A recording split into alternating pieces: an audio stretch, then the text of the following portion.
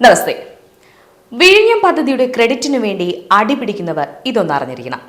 വിഴിഞ്ഞം പദ്ധതിയും viability gap ഫണ്ടിങ്ങും കേന്ദ്ര സർക്കാർ നൽകുന്ന പൊതു സ്വകാര്യ പങ്കാളിത്ത അടിസ്ഥാന സൗകര്യങ്ങൾക്കുള്ള സാമ്പത്തിക സഹായ ഫണ്ടാണ് വയബിലിറ്റി ഗ്യാപ് ഫണ്ടിംഗ്.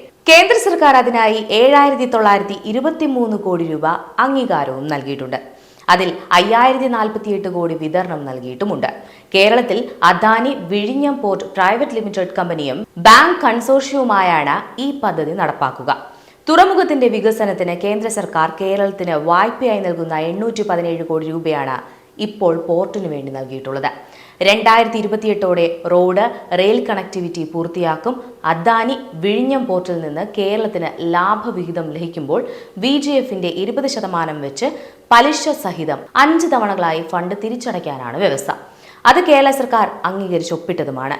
ഗുജറാത്ത് അടക്കം മറ്റു സംസ്ഥാനങ്ങളിലെ പോർട്ട് നിർമ്മാണത്തിലും VGF വ്യവസ്ഥ ഇതുതന്നെയാണ്. ഇതുകൂടാതെ കേന്ദ്ര സർക്കാർ നൽകുന്ന പദ്ധതികൾ മത്സ്യത്തൊഴിലാളികളുടെ സൗകര്യങ്ങൾ വർദ്ധിപ്പിക്കുന്നതിനും തുറമുഖ പ്രവേശന കവാടം സ്ഥിരപ്പെടുത്തുന്നതിനുമായി വിഴിഞ്ഞം തുറമുഖത്തിന് സമീപം 271 കോടി രൂപയുടെ മത്സ്യബന്ധന തുറമുഖവും വരുന്നു.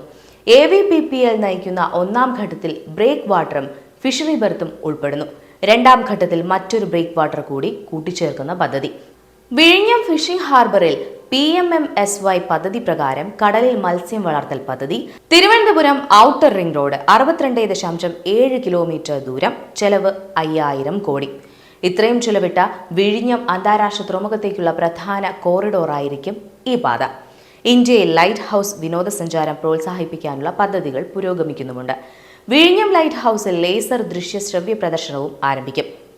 ലൈറ്റ് ഹൗസുകളിലെ വിനോദസഞ്ചാര സൗകര്യങ്ങൾ പ്രായമായവരെയും ഭിന്നശേഷിക്കാരെയും സഹായിക്കാൻ സജ്ജമാക്കും. വിഴിഞ്ഞം അന്താരാഷ്ട്ര തുറമുഖത്തെ ബാലരാമപുരം റെയിൽവേ സ്റ്റേഷനുമായി ബന്ധിപ്പിക്കുന്ന ഭൂഗർഭ റെയിൽവേ പാതയ്ക്കും അനുമതിയായിട്ടുണ്ട്. 1,482.92 കോടി രൂപയാണ് പദ്ധതിയുടെ ചിലവ്.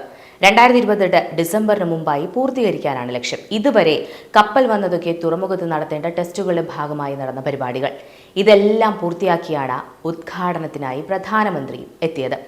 ഇനി കേരള സർക്കാർ എന്താണ് ചെയ്തത്? പോർട്ട് പണിയാൻ കരാറെടുത്ത കൺസ്ട്രക്ഷൻ കരാറിലെ വ്യവസ്ഥകൾ പ്രകാരം നിർമ്മാണ കമ്പനിയായ അദാനി വിഴിഞ്ഞം പ്രൈവറ്റ് പോർട്ട് ലിമിറ്റഡ് 3/12/2019 നിർമ്മാണം പൂർത്തിയാക്കേണ്ടിയിരുന്നത്. എന്നാൽ നിശ്ചിത സമയത്ത് നിർമ്മാണം പൂർത്തിയാക്കാൻ കമ്പനിക്ക് കഴിഞ്ഞില്ല.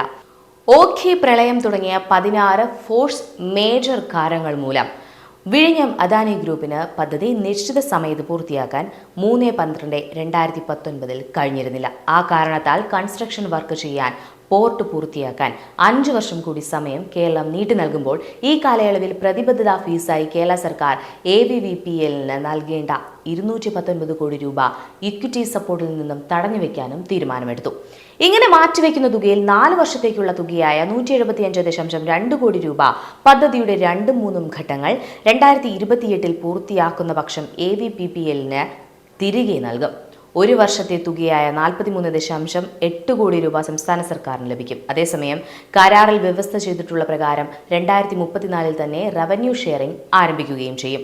അദാനി വിഴിഞ്ഞം പോർട്ടിൽ നിന്ന് കേരളത്തിന് ലാഭവിഹിതം ലഭിക്കുമ്പോൾ VGFന്റെ 20% വെച്ച് പലിശ സഹിതം 5 തവണകളായി ഫണ്ട് തിരിച്ചടയ്ക്കാനാണ് വ്യവസ്ഥ.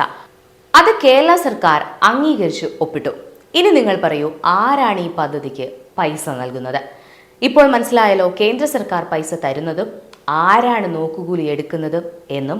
ഉദ്ഘാടനത്തിന്റെ പേരിൽ CPM UDF അടിപിടി കൂടുമ്പോൾ ജനം ഇതൊക്കെ തിരിച്ചറിയുന്നുണ്ട്. 2047ഓടെ ഇന്ത്യയെ വികസിത രാജ്യമാക്കി മാറ്റുന്നതിനുള്ള മാസ്റ്റർ പ്ലാൻ ഭാഗമായാണ് കേരളത്തിൽ വിഴിഞ്ഞം പദ്ധതി ഇത്രയും ഫണ്ടുകൾ കേന്ദ്രം ചെലവിടുന്നത്. പോർട്ട് പൂർണ്ണമായും നിർമ്മിച്ച് വിജയകരമായി പരീക്ഷണം നടത്തിയ ഈ തുറമുഖം കേരളത്തെ ആഗോള സമുദ്ര ഭൂപടത്തിൽ സ്ഥാനം പിടിക്കുക എന്നതാണ് കേന്ദ്ര സർക്കാർ ലക്ഷ്യമിടുന്നത്. കൂടെയുണ്ട് കേന്ദ്ര സർക്കാർ, ഒപ്പമുണ്ട് മോദി.